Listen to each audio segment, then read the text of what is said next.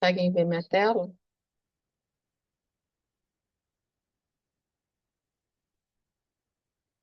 Sim? Sim, sim, consigo. Beleza, então. Gente, então boa noite de novo.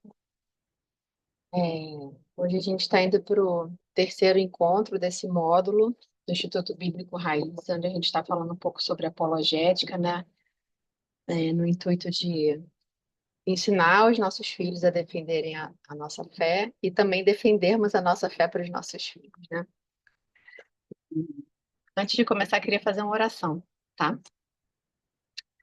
Querido Deus, te agradecemos, Senhor, por essa oportunidade. A gente estar aqui como teu corpo, Senhor, desejando conhecer mais da tua palavra, desejando nos equiparmos, Senhor, para que a gente possa ser um corpo edificado, Senhor, para que a gente possa saber responder à razão da esperança que há em nós, Jesus. Então, nos dê graça, fica aqui com a gente e nos ensina aquilo que o Senhor deseja que a gente aprenda, Senhor, para nós, para os nossos filhos e para onde o Senhor nos levar, Pai. No nome de Jesus, amém. Amém. Então, vamos lá, gente. Então, terceiro encontro. A gente vai continuar de onde a gente parou semana passada, né? A gente estava falando do sistema de pensamento, sistema de ideias pós-moderno, né? Onde a busca pela verdade, a verdade absoluta, foi considerada a grande vilã, né? Então, muitos conflitos para se encontrar a verdade verdadeira. Então, vamos parar de procurar a verdade. A verdade agora absoluta não existe mais, a verdade é relativa. E dentro desse espectro da pós-modernidade, a gente tem dois produtos, né? Que são o relativismo moral e o emocionalismo. A gente vai falar um pouquinho deles. Né? Os dois são produtos dessa mentalidade pós-moderna, né? É o que são as ideias da mentalidade pós-moderna na prática, né? Então, vou falar um pouquinho primeiro do relativismo moral, como o próprio nome diz, né? Ele diz que toda moral, todo sistema de moralidade, ele é relativo ao indivíduo. Então, o relativismo moral diz que nós temos a nossa própria verdade, que não existem absolutos morais, né? Mas a gente sabe, a gente já falou aqui anteriormente, né, que a lei moral, ela é tão real quanto a lei da gravidade, quanto as outras leis físicas, né? Ela não depende de opiniões pessoais, né? E o termo relativo, ele sempre ele sempre é usado, ele existe em relação a alguma coisa, né? Para que alguma coisa seja relativa, deve haver alguma coisa que seja absoluta, que esteja externo a ele, né? Que esteja superior a ele. Então, nessa mentalidade pós-moderna, qual é o absoluto, então? Né? Embora eles digam que não existe, o absoluto é o self, né? É a nossa individualidade. Então, é isso que está reinando na mentalidade pós-moderna. E mais uma vez aqui a gente vê a questão da idolatria, que a gente falou várias vezes no texto de Romanos 1, 18 a 32. Substituindo a glória do Deus incorruptível, mais uma vez o homem escolhe um Deus para si, um ponto de partida. E nesse momento, o Deus da pós-modernidade é o self, né? Então eu coloquei aqui um texto de C.S. Lewis, ele no livro Cristianismo Puro e Simples, ele fala isso aqui. Deixa eu colocar aqui. Ele diz que meu argumento contra Deus era que o universo parecia cruel e injusto. Mas como eu cheguei a essa ideia de justo e injusto? Alguém não chama uma linha de torta a menos que tenha alguma ideia do que seja uma linha reta. Com que eu estava comparando esse universo quando o chamei de injusto? Para a gente entender, C.S. Lewis era uma pessoa que não cria em Deus, né? E depois ele se tornou um dos maiores apologetas que a gente conhece. E falando sobre a questão da relativização da moralidade, que há necessidade de um absoluto, há necessidade de uma moral absoluta para que a gente possa dizer o que é certo e errado, o que é justo e o que é injusto, né? Então a gente vê que o nosso self, né, o nosso ego, a nossa individualidade, aquilo que nós nos, entendemos que nós somos e que nós queremos e desejamos, isso que vai nos direcionar na realidade, isso que vai fazer com que a gente enxergue a realidade agora. E na pós-modernidade, então, como eu falei antes, quem está no comando é o nosso self e as emoções também, né? Então, as emoções agora, elas determinam quem nós somos, elas definem as nossas escolhas e definem os nossos julgamentos também. E o emocionalismo, ele consiste no uso das emoções em substituição das nossas faculdades cognitivas dadas por Deus, né? A gente precisa lembrar que a antropologia bíblica, ela nos ensina que Deus nos fez seres integrais, né? Com faculdades cognitivas, afetivas e volitivas. E quando a gente elege apenas um desses aspectos, a gente está caindo no reducionismo, a gente está reduzindo toda a nossa existência e tudo que a gente vai fazer, todas as nossas capacidades somente a um dos domínios do nosso ser, né? Da nossa personalidade, né? Então, as emoções, elas não são ruins de forma alguma, são, são presentes que Deus nos deu, são reais e são valiosos meios de reforçar a verdade e também são valiosos meios de sinalizar problemas. Mas aí a gente precisa aprender a disciplinar as nossas emoções baseadas nas escrituras, na razão e na realidade. E se as emoções elas não forem disciplinadas, elas vão ser o nosso guia e muito provavelmente vão gerar resultados catastróficos. Catastróficos.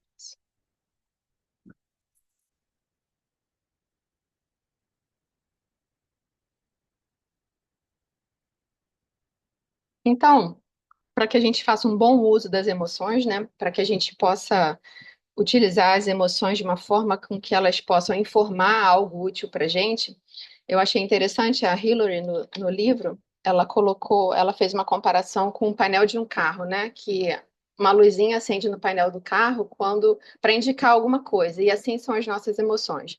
Elas nos mostram o que está acontecendo dentro da gente, elas sinalizam coisas para a gente, né?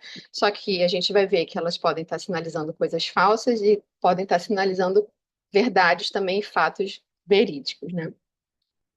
Então a gente precisa fazer com que as emoções elas sejam disciplinadas, né? E como é que a gente disciplina essas emoções? É como se a gente estivesse magnetizando a nossa bússola emocional. E a gente só pode seguir as nossas emoções, a gente só pode confiar no que a gente está sentindo, depois da gente ter certeza de que as nossas emoções estão apontando na direção correta, né? Então, o emocionalismo, ele trabalha a partir de algumas pressuposições. Então, isso é inerente emocionalismo, né? Ele diz que nós somos incapazes de controlar as nossas emoções, mas nós somos capazes de controlar, de disciplinar as nossas emoções, tá? Ele diz que as emoções negativas são prejudiciais, e a gente entende que as emoções negativas fazem parte da nossa vida, a gente precisa de um equilíbrio, né? Que a gente vê que essa geração que tem essa questão toda de negação de emoções negativas, elas ela tem uma dificuldade muito grande em lidar com competições, com contratempos, com rejeições. Então, a gente precisa entender que as emoções negativas elas fazem parte de quem nós somos. A gente precisa ter um equilíbrio. O emocionalismo também diz que a gente precisa mudar a realidade para proteger as nossas emoções. Então, já ele parte do princípio que a gente não consegue controlar as emoções, que as emoções negativas são ruins. Então, eu preciso fazer alguma coisa para me proteger. Eu preciso fazer algo para mudar aquilo que está causando essas emoções que são prejudiciais a mim.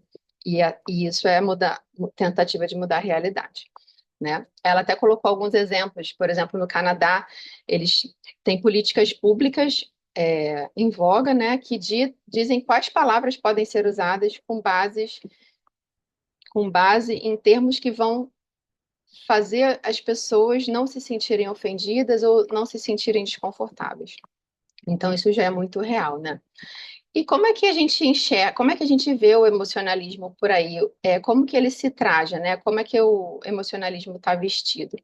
Quando a gente ouve sobre alertas de gatilho, né? A gente entende que existem situações, existem diagnósticos e existem pessoas que realmente precisam de tratamento terapêutico, psiquiátrico, que existem pessoas que precisam ter essa consciência de gatilhos que não devem ser ativados, mas hoje em dia todas as pessoas, sem nenhum diagnóstico, todas as pessoas sem nenhuma necessidade de tratamento, elas se preocupam com isso, ou seja, você precisa fazer o máximo possível para não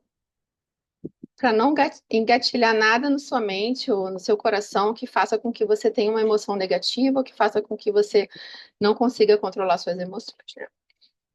A gente vê o emocionalismo também nos slogans de siga o seu coração. Hoje em dia, as pessoas tentam desligar a mente para ouvir apenas o coração. E o coração, hoje em dia, é o barômetro da verdade, né? E a gente vê também hoje em dia que a sensibilidade, a extrema sensibilidade, tem governado a nossa sociedade, né? As pessoas, elas pleiteiam pelo direito de se sentirem ofendidas e ainda pleiteiam pelo direito de falar por quem elas acham que estão sendo ofendidas ou que possivelmente vão ser ofendidas. E a gente vê muito isso hoje em dia, né?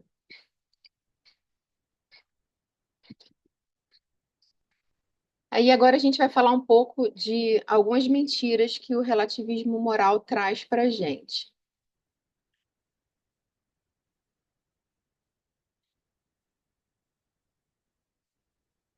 Então,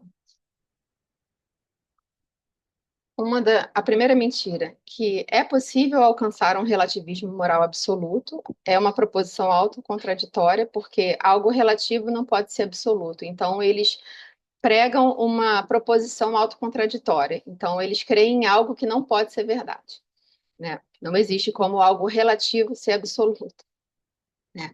A segunda mentira. Quem abraçar o relativismo moral vai encerrar todos os conflitos. Então, se você tomar uma postura de relativismo moral, você não vai ter mais conflitos, você vai viver em paz com as pessoas. Mas não é verdade, a gente vai ver mais à frente que a gente só fica mudando de um lado da corda, né, do cabo de guerra, a gente só fica trocando de um lado para o outro, porque quando duas verdades, entre aspas, né, contra duas premissas entram em conflito, aqui, para esse tipo de mentalidade, para essa forma com que as pessoas têm vivido, vai ganhar quem gritar mais alto, vai ganhar quem fizer o outro parar de falar primeiro. Então, não há encerramento de conflitos.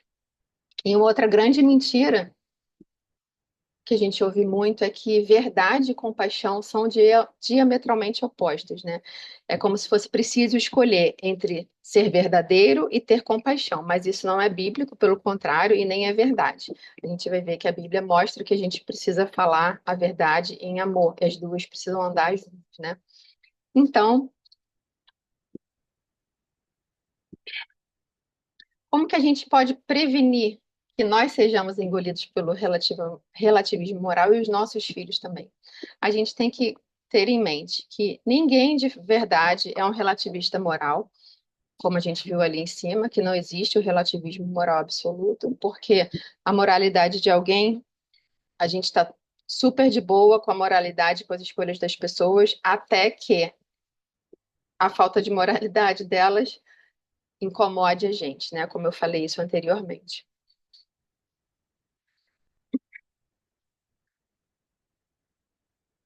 A gente precisa reconhecer que existem fatos morais, que existe uma realidade, uma lei moral que é externa a nós, né? A gente vai falar um pouquinho mais à frente. A gente precisa indicar quais as consequências de se desobedecer a essa lei moral. A gente precisa colocar em evidência a liberdade cristã legítima, né? Que a gente vai ver também que liberdade cristã pode se confundir com relativismo. E a gente precisa ser cauteloso com influenciadores cristãos. Infelizmente, a gente vê muito isso dentro da própria igreja.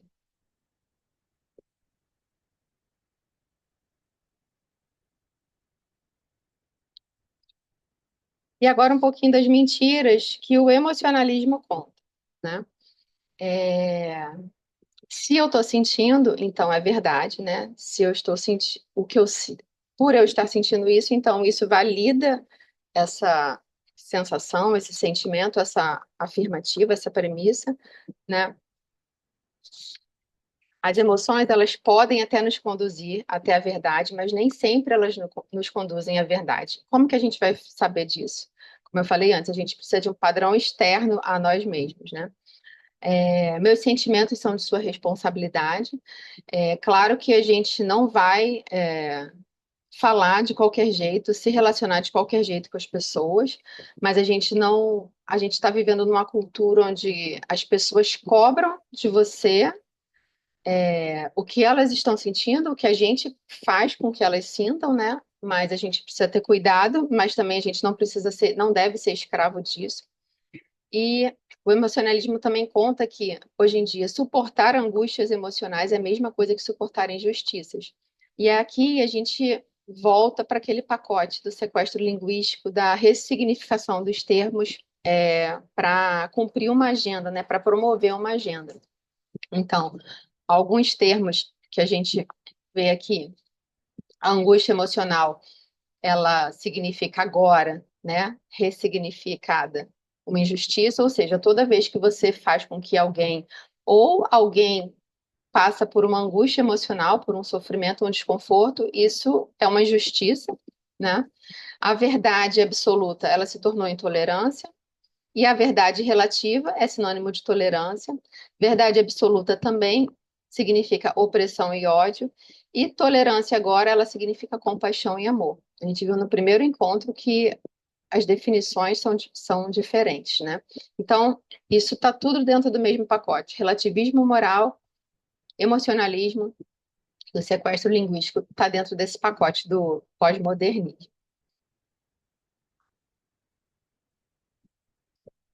E aí eu queria falar um pouquinho sobre essa questão da diferença entre relativismo moral e liberdade cristã. Por quê?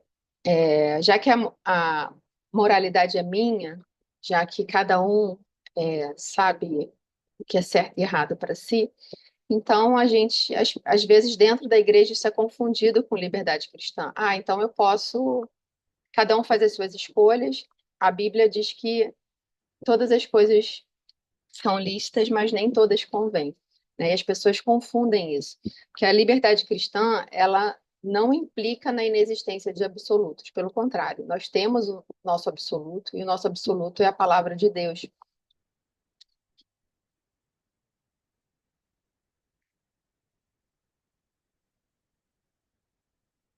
E a gente vê que tanto o relativismo moral e o emocionalismo eles estão presentes na maioria das coisas que a gente consome, né?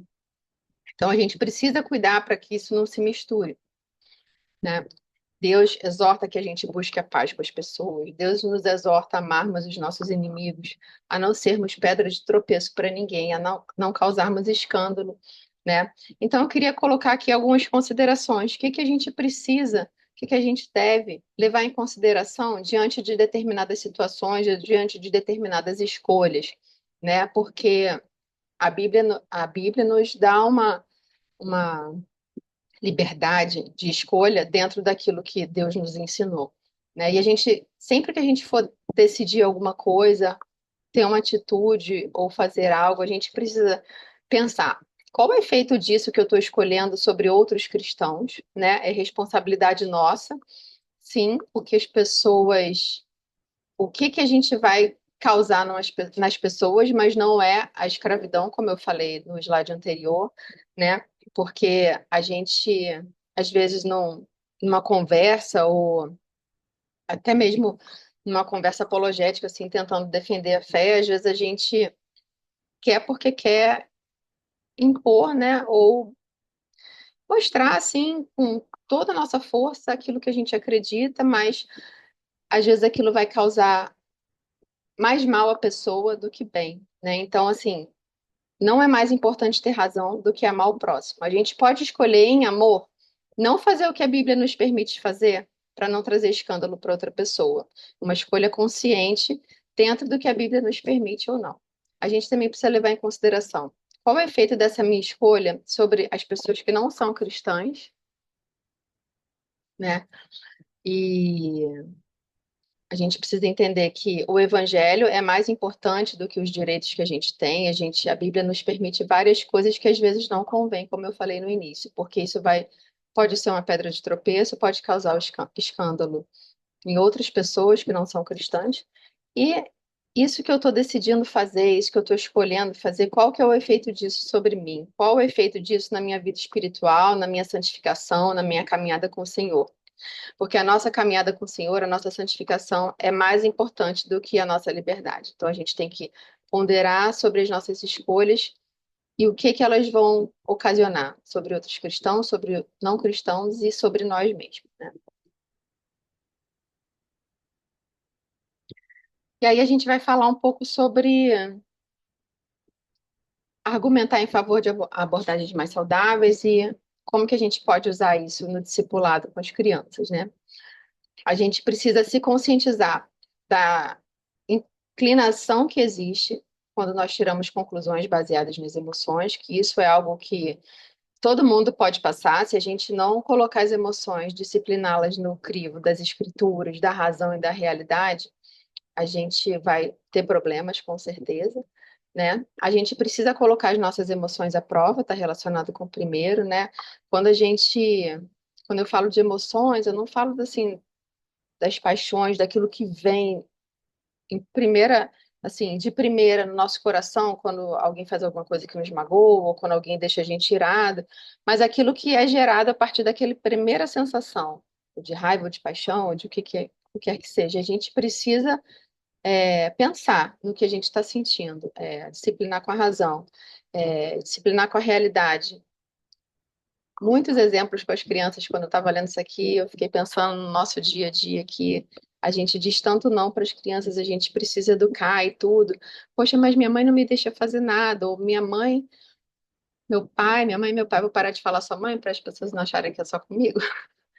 Minha mãe e meu pai preferem minha irmã, porque só minha irmã que é boazinha, só minha irmã que faz tudo certo, eles não gostam de mim. Então a gente sabe que vem emoções, que a gente sente coisas e a gente tem que levá-las para a realidade. Poxa, eu estou sentindo isso, mas é verdade? É verdade isso? Meu pai e minha mãe gostam mais do meu irmão do que de mim, porque meu irmão faz tudo certinho e eu não?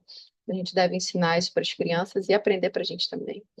A Bíblia diz que a gente deve entregar os nossos pensamentos cativos a Deus e não sermos escravos das emoções, né? Toda emoção vai gerar um pensamento, vai gerar um julgamento que pode gerar uma ação, né? Então a gente precisa entregar os nossos pensamentos cativos a Deus. E quando as emoções estiverem alinhadas com a realidade, a gente deve aprová-las, né? Os sentimentos não devem tomar decisões, mas também não devem ser deixados de fora. A gente precisa ensinar os nossos filhos a reconhecer as suas próprias emoções. E a gente precisa treiná-las a tomar as decisões corretas, alinhadas com a verdade, ou seja, nós sentimos, Deus nos deu a capacidade de sentirmos, de termos emoções e de pensarmos e de avaliarmos tudo pelo das Escrituras. Então, a gente precisa ensiná-los a fazer isso, é um treinamento mesmo. E também é algo que é muito importante, que a gente entenda que a gente só vai ser livre de verdade e ensine isso para eles. Quando a gente viver a liberdade debaixo da proteção e da segurança que a gente encontra em Cristo e na sua palavra. Né? João 8, 32 e 36 diz que vocês conhecerão a verdade e a verdade os libertará. E se o Filho vos libertar, verdadeiramente vocês serão livres. Né? Então, isso precisa ser algo muito, muito concreto, muito real para a gente e para os nossos filhos também.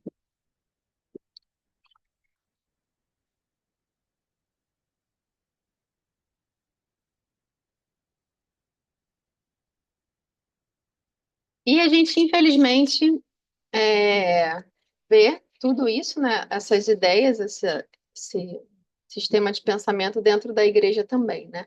Como que isso se apresenta dentro da igreja?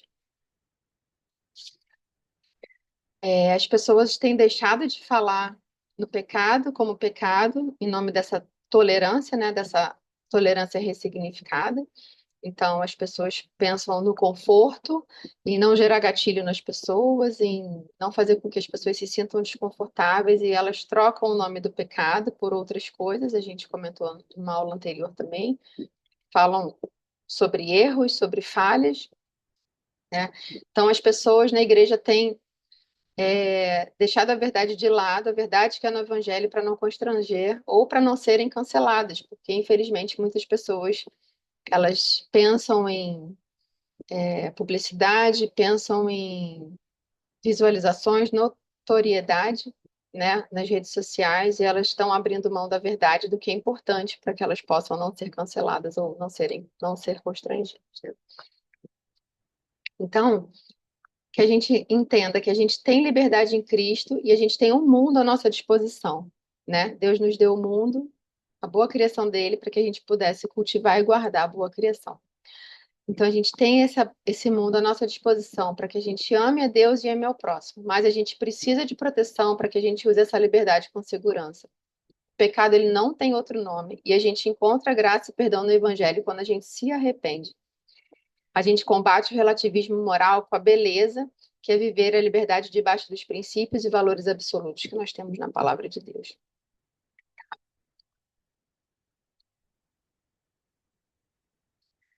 E aí a gente vai falar um pouquinho agora sobre pluralismo religioso e nova espiritualidade, né? Esse livro que a gente está usando, o Mama Bear Apologetics, desculpa é que eu fico com o nome dele em inglês na cabeça, é Apologética da Mamãe Ursa. Ele foi escrito nos Estados Unidos.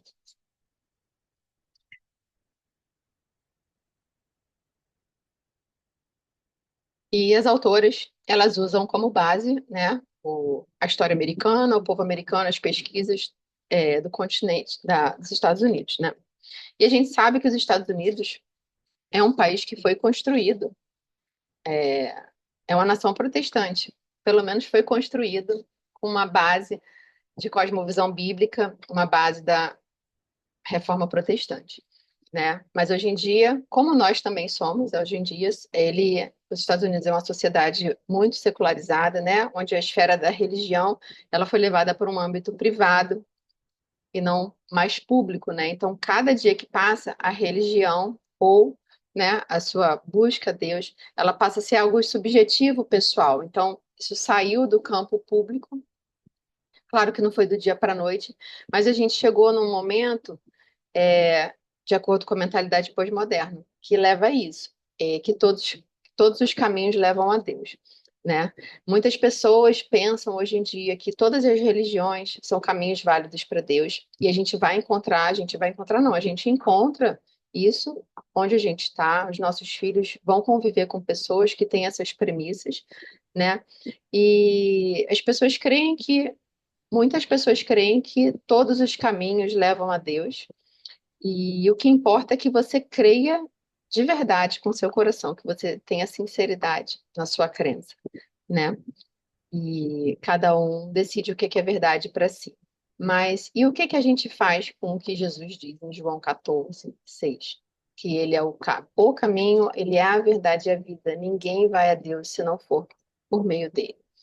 Então a gente Inclusive, precisa, eu posso a pedir só para gente você falar um pouquinho baixinho que o João vai dormir? a Bota a gente sua roupa. precisa é, ter isso em mente, que a gente vive num mundo assim, né? A gente vive numa época onde isso é muito comum, e os nossos filhos também. Então a gente precisa entender o que que é isso e como que ele aparece e como que a gente pode, né, treiná-los para responder a isso. Então, o pluralismo religioso, ele presume que todas as crenças são igualmente válidas. Elas são de igual modo verdadeiras, né? Mas se uma alegação é honesta, isso não significa que ela seja verdadeira apenas pela sinceridade do coração da pessoa. Aí a gente fala aqui novamente numa alteração de definição de termos para atender uma agenda. Então, eles colocam se a ligação é sincera, ela é válida. Então, a sinceridade de coração significa verdade, né? Eles ressignificaram isso também. Então, o que que o pluralismo religioso traz, né? Ele age basicamente na redefinição da tolerância, né? A tolerância pós-moderna. Ela, eles dizem que todas as religiões são válidas, desde que haja sinceridade de coração. Eles dizem que nenhuma religião deve ser discutida e o que vale é o amor. Então, a gente tem uma distorção da verdade, distorção do que é tolerância, mais o secularismo, e a gente chega a isso, né? Então, não há discussões, todas as religiões são válidas, então a gente não tem como discutir religião, porque cada um tem a sua verdade, né? E o que vale é que a gente viva bem com todas as pessoas, que as pessoas estejam confortáveis. E o que vale é o amor ressignificado, né? Mas a Bíblia nos mostra outra coisa, né? É o oposto, né? A gente viu na primeira aula que Tolerância pressupõe desacordo, não pressupõe discussão, ela pressupõe divergências de opiniões. E a Bíblia e a tolerância, ela é algo também ensinado pela Bíblia, né? A Bíblia fala muito da tolerância, que é a verdadeira tolerância que a gente tem para nós. Hebreus 12:14 diz que a gente deve procurar viver em paz com todos e em santificação, sem a qual ninguém verá o Senhor. Romanos 12:18 diz: se possível, no que depender de vocês, vivam em paz com todos os homens. E Efésios 4:29 nos diz que a gente deve falar a verdade em amor, tá? E a Bíblia nos ensina que a gente deve ser respeitosos com os outros pontos de vista, que a gente deve ter esse desejo de paz, mas desde que ele não altere a visão da realidade, ou seja, não é para a gente apagar a verdade em prol do amor ressignificado, né? E a pregação do evangelho é inegociável. Então, é um contraste muito grande. De um lado, o pós-modernismo diz que tolerar é você não discutir, desde que a pessoa sinta, desde que a pessoa creia de verdade, é válido aquilo. Mas a Bíblia diz que não, que a verdade ela não pode ser negociada. Então, o que a palavra de Deus diz é a verdade, e a gente precisa saber se portar ou estar com as pessoas, estar nos nossos ambientes, respeitando os outros pontos de vista, mas sem abrir mão do que a Bíblia nos ensina, né? E que a gente deve buscar ter paz com todas as pessoas. Então, qual que é o nosso movimento em direção a um pluralista? Uma pessoa que crê dessa forma aqui, que todas as religiões são válidas desde que haja sinceridade de coração. O nosso movimento em direção a ele é o de construção de pontes, é o de construção de bons relacionamentos. A gente deve se colocar, a gente pode fazer perguntas sinceras, honestas, tentando compreender o ponto de vista deles e criar vínculos e um vínculo verdadeiro, onde as pessoas vejam em nós pessoas respeitosas, mas com um ponto de vista que não é negociável, né? E muitos pluralistas, pessoas que pensam dessa forma, eles, da mesma forma que eles acham Jesus lindo, muito provavelmente, muitas pessoas falam isso, Jesus é lindo, Jesus é um exemplo a ser seguido, eles acham Buda, eles acham Krishna lindos também, né? E normalmente é fácil manter um relacionamento bom com o pluralista, porque ele não, normalmente não tem tanto julgamento, mas ele não vai enxergar qual a necessidade de que ele precisa ter uma saída, porque ele acha que está tudo certo, porque todos os caminhos levam a Deus. Então é algo que a gente tem que se atentar. Então, como é que a gente encontra, né, o pluralismo? Como que a gente, qual que é a mensagem, né? Dentro da igreja, ela passa a ser usada em prol de uma engenharia social e de uma suposta paz, para promover uma suposta paz. Então, a igreja gira em torno de sermões, programações e de uma agenda para atender o comichão nos ouvidos das pessoas, né? As pessoas querem ouvir aquilo que seja agradável, aquilo que conforte e aquilo que atenda os desejos do coração dela. Então, a gente ouve isso dentro da igreja, infelizmente, né? Então, as mentiras que o pluralismo conta, o pluralismo religioso. Que uma crença sincera faz dela uma crença verdadeira, ou seja, se você acreditar de coração, tá tudo certo. Pode ter até sinceridade, mas você vai estar sinceramente errado, porque isso não é verdade, né? Não importa quem se presta culto, basta que haja adoração, e aqui a gente vê claramente um desacordo com o primeiro e com o segundo mandamento, que Deus ensina que existe uma forma dele ser adorado, que não devem haver outros deuses, além dele, mas que também há uma forma certa de você adorá-lo e cultuá-lo, né? Deuteronômio 12 diz assim, eu vou ler para vocês rapidamente. Quando o Senhor teu Deus exterminar de diante de ti as nações em cuja terra estás entrando para tomar posse e as expulsares e habitares na sua terra, cuidado para não te enganares imitando-as depois que elas forem destruídas diante de ti. E para que não perguntes sobre os seus deuses. De que modo essas nações cultuavam seus deuses? pois quero fazer o mesmo. Não as imiteis quando cultuardes o Senhor teu Deus, porque elas fizeram para com seus deuses tudo que o Senhor rejeita e considera abominação. Então a Bíblia nos ensina que existe sim uma forma certa de adorá-lo, de adorar a Deus. Então, importa a quem se presta culto e como você cultua, né? Outra mentira, como eu já falei antes, todos os caminhos levam a Deus. E uma outra mentira, as pessoas pregam muito, isso eu já vivi isso das pessoas questionando, que o verdadeiro evangelho une a todas as pessoas, que Jesus veio trazer uma paz universal. A Bíblia ensina que Jesus veio trazer a paz entre Deus e os homens. A gente, por meio da fé que nós temos nele, né? E a Bíblia ensina também, como nós falamos antes, que a gente precisa buscar a paz no que depender de nós. Mas, nesses textos aqui, deixa eu ver se eu escrevi. Não escrevi. A gente vê sobre a divisão que Jesus veio causar também. Jesus falou que se eu vou lembrar, que a gente deveria abandonar pai e mãe, que ele veio trazer a espada, porque aqueles que crescem e os que não crescem seriam divididos. Então, isso é uma mentira de que o verdadeiro evangelho une a todos. Eu escuto muito isso no meu trabalho, que Jesus veio trazer paz e a unidade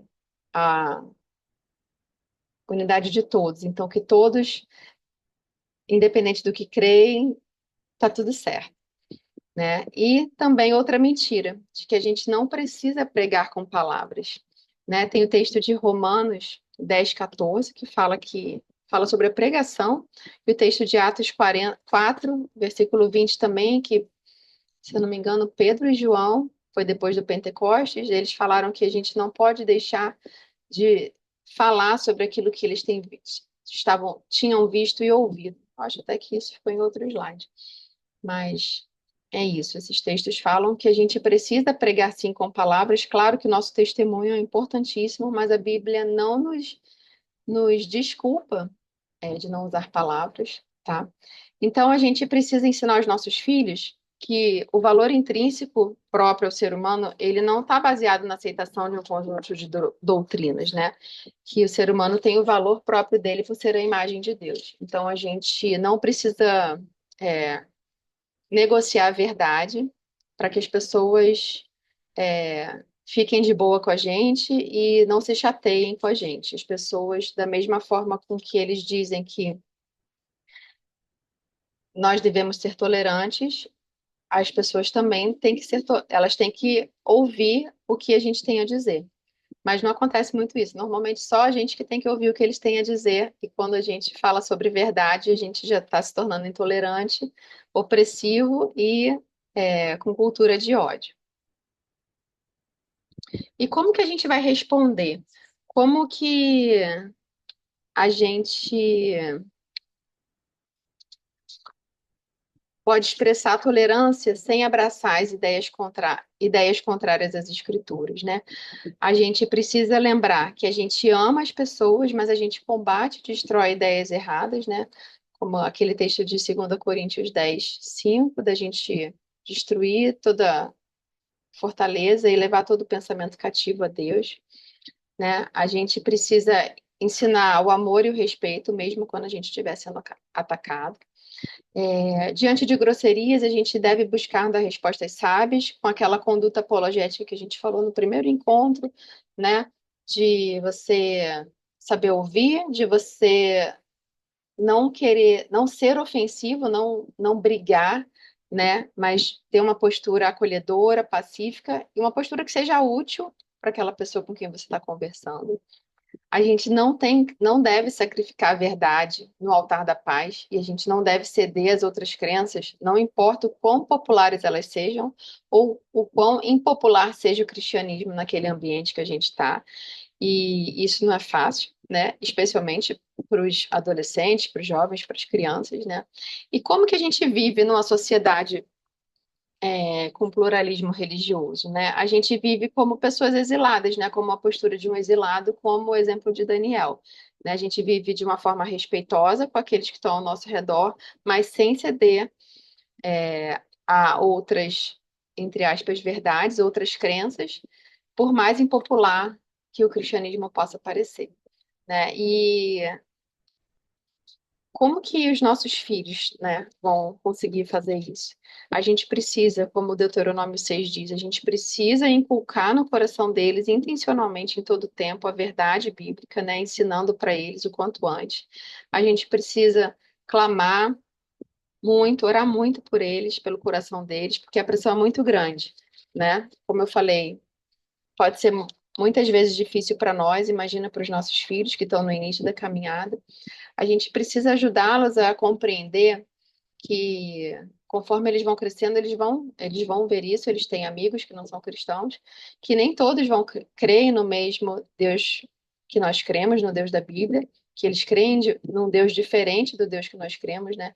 E a gente precisa ensinar os nossos filhos a traçar o caminho da misericórdia, né? Entendendo que os olhos dessas pessoas ainda não foram abertos para a verdade que os nossos já foram abertos, né? E que a gente precisa orar por essas pessoas. Mas lembrando, é um olhar de misericórdia sem abrir mão da fé genuína e da verdade do Evangelho, né? Então, eles precisam ter essa verdade para eles, né? Não, se for apenas o que o papai e a mamãe creem, o Deus dos meus pais, isso não vai muito à frente. Então, a gente precisa orar, ensinar, clamar ao Espírito Santo e confiar no trabalho de conversão do Espírito Santo, porque eles precisam crer com o coração deles e compreender com a própria mente deles que o cristianismo é razoável e é verdadeiro.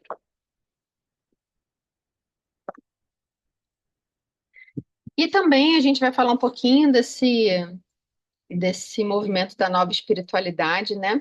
Que é o mesmo movimento da nova era, só que com trajes mais atuais. Ai, por que que a gente está falando isso? É como eu falei antes, o livro foi escrito por americanos num contexto norte-americano. Mas a gente vê muito isso aqui hoje em dia, né? Que esse movimento da nova era, dessa nova espiritualidade, ele é uma super mistura.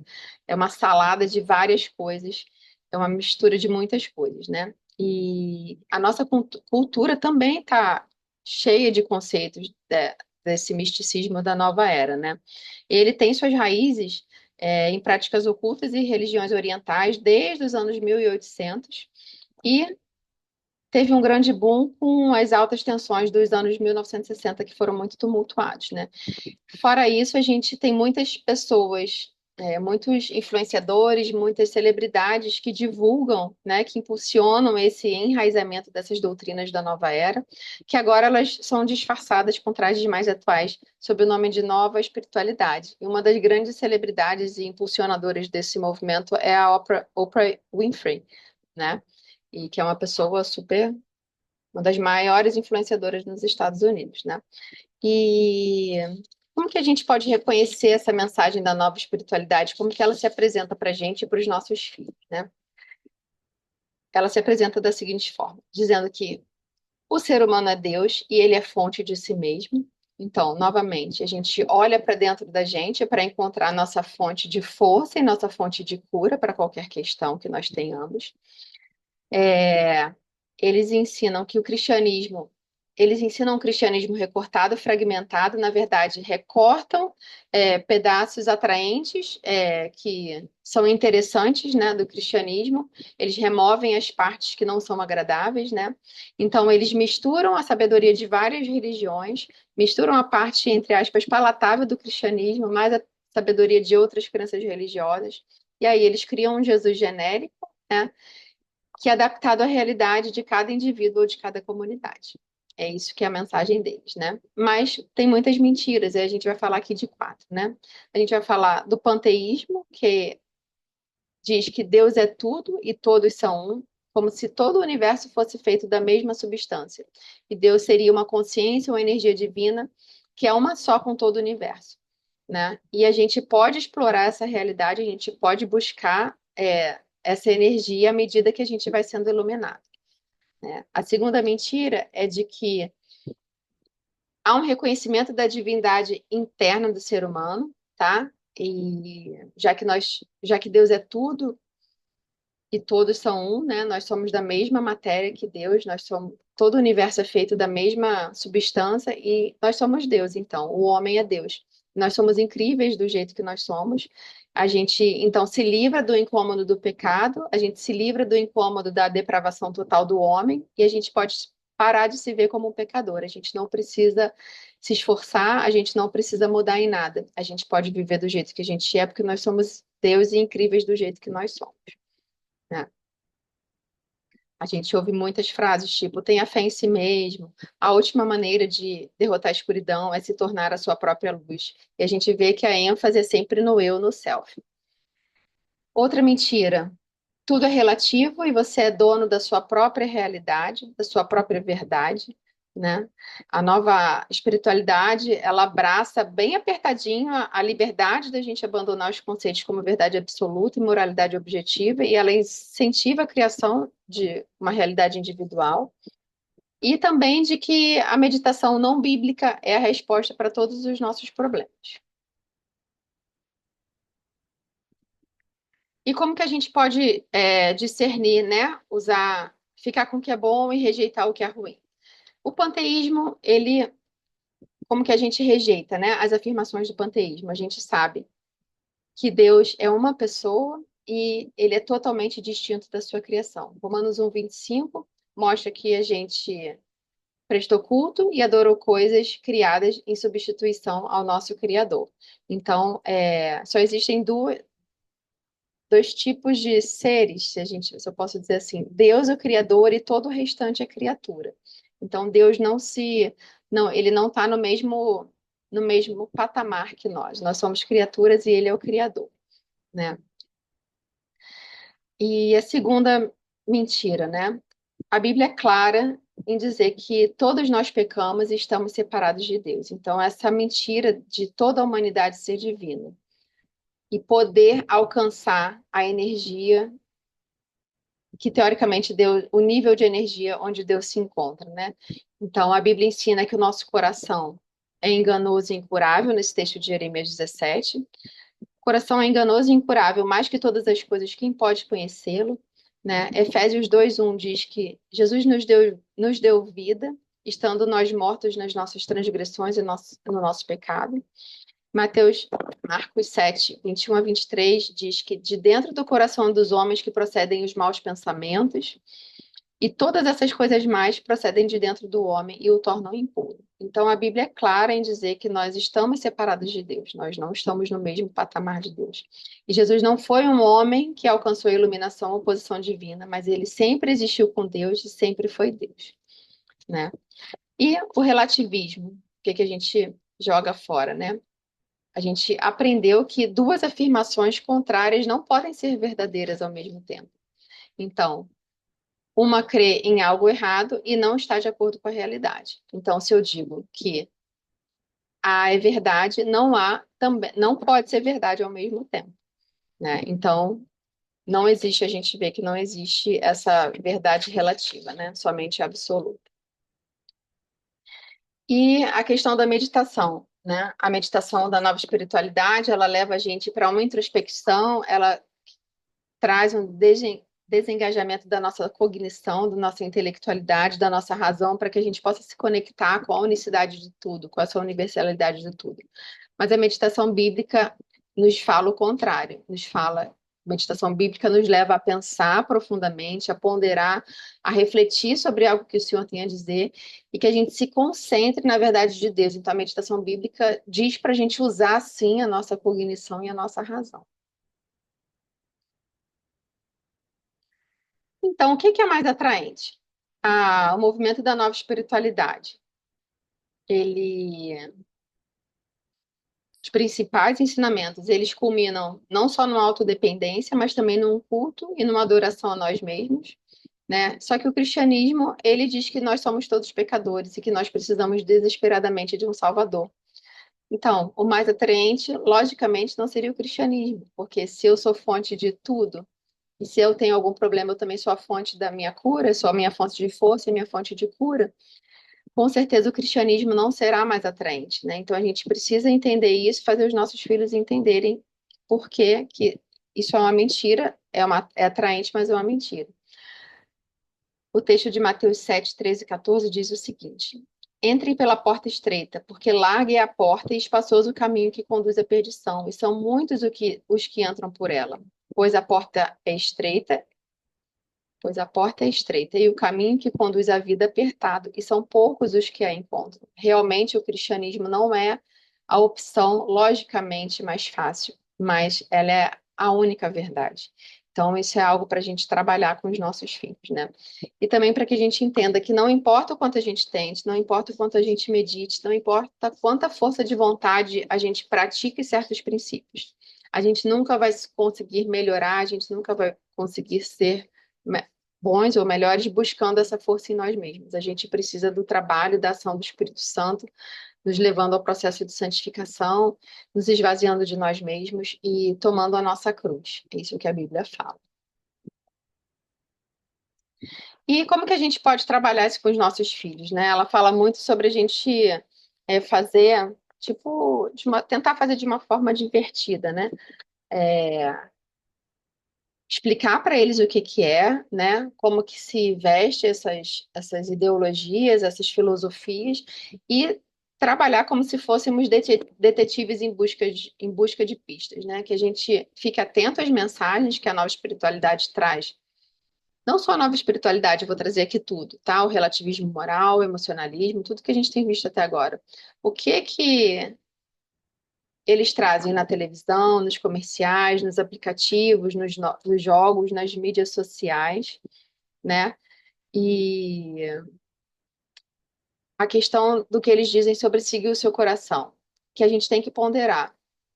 Mas se o meu coração estiver dizendo para eu fazer algo ruim, se a gente deve seguir o nosso coração em tudo que o nosso coração fala para a gente fazer, com certeza o nosso coração vai dizer em alguns momentos para a gente fazer alguma coisa ruim. Se o nosso coração falar para a gente pegar o dinheiro que não é nosso, é de alguém.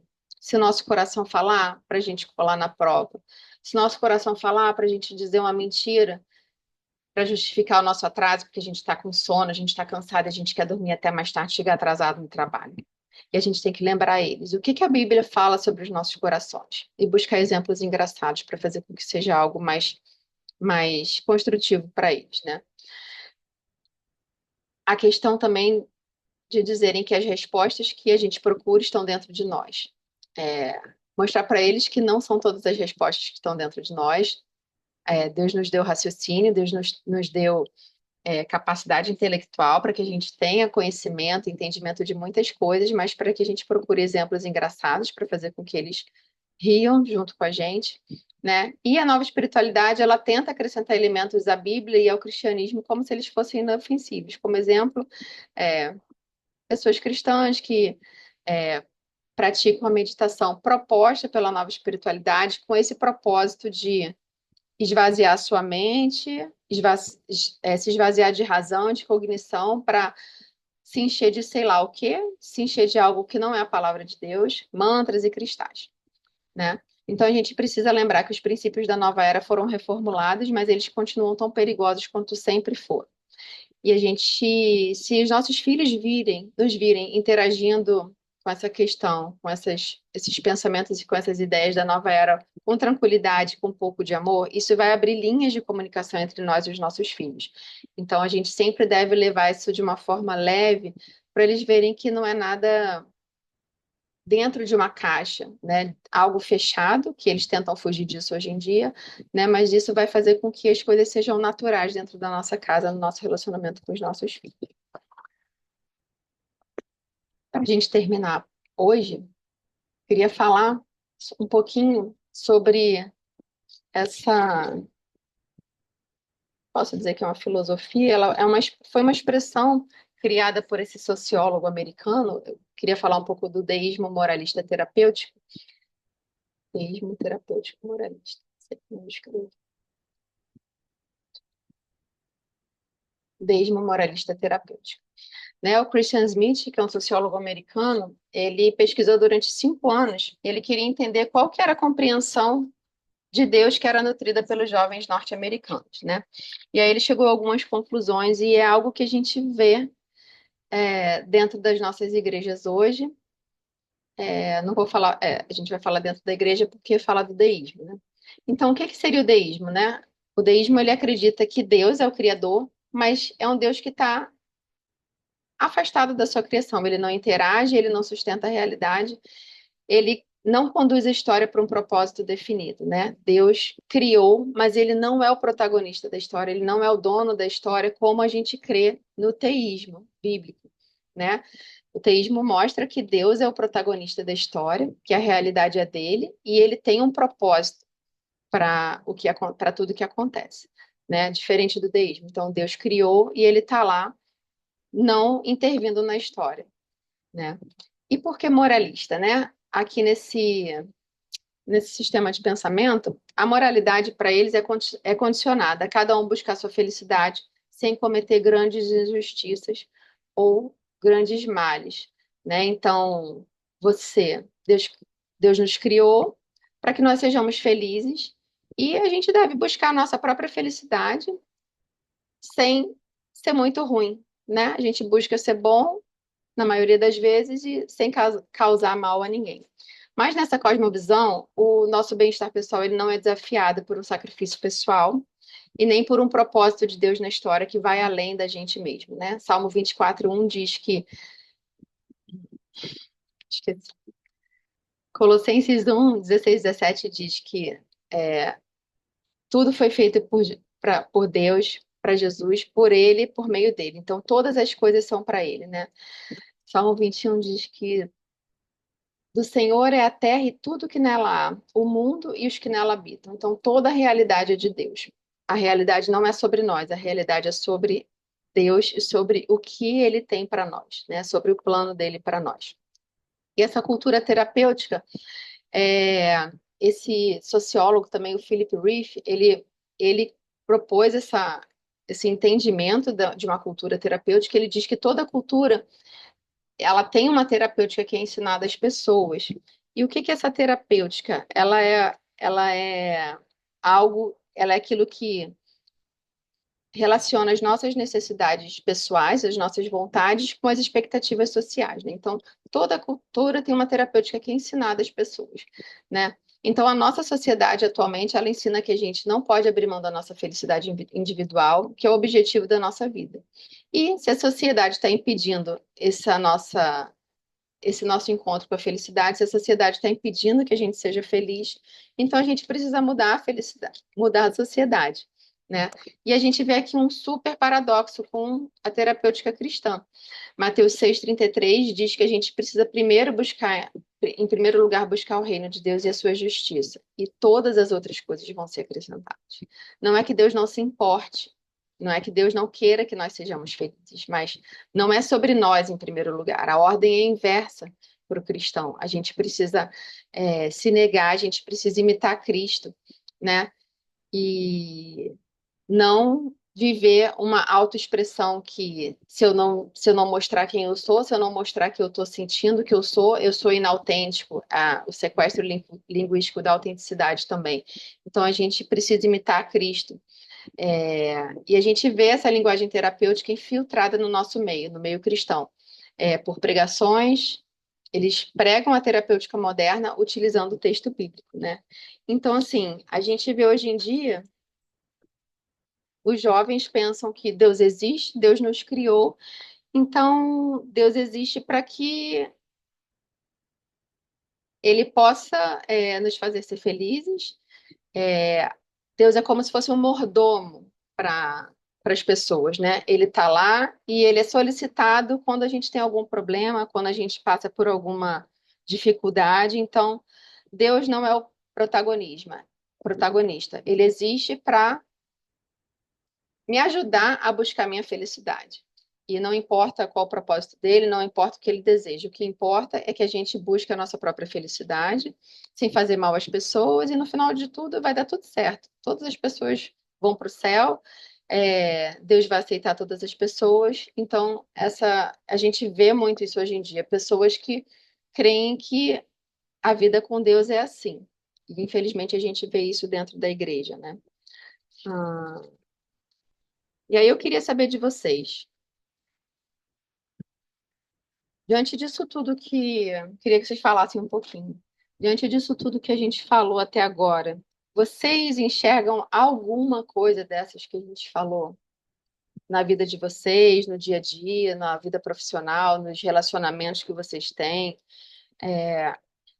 com os filhos de vocês também? Vocês já detectaram alguma dessas coisas que a gente está falando aqui desde o primeiro encontro? É, os filhos de vocês trazem alguma dessas coisas para vocês, para casa? As mídias sociais que vocês consomem, elas estão recheadas disso? Eu queria ouvir um pouquinho vocês, mesmo com a câmera desligada, se vocês pudessem falar um pouquinho.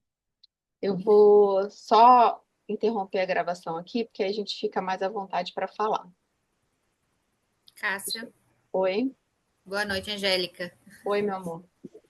Então, hoje a gente tem um discurso assim muito. Você veio falando em algumas aulas sobre alguns princípios que a gente já